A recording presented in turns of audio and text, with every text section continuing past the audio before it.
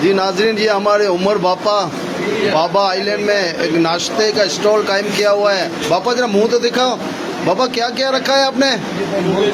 भजी है, पकोड़े है, ये इसको सिंधी में लोले बोलते हैं। वाह भाई वाह, ये बोलते हैं इसको कोर बोलते हैं सिंधी के अंदर। हम बोलते हैं इसको मुर्ग छोले।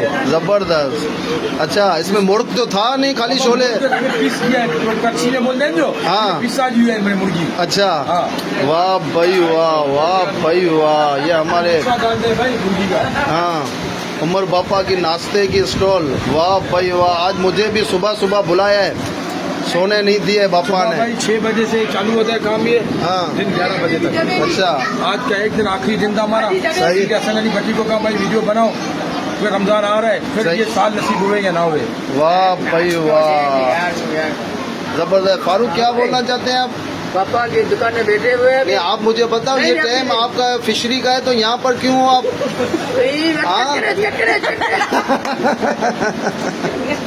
बहुत बहुत शुक्रिया, बहुत बहुत शुक्रिया जी।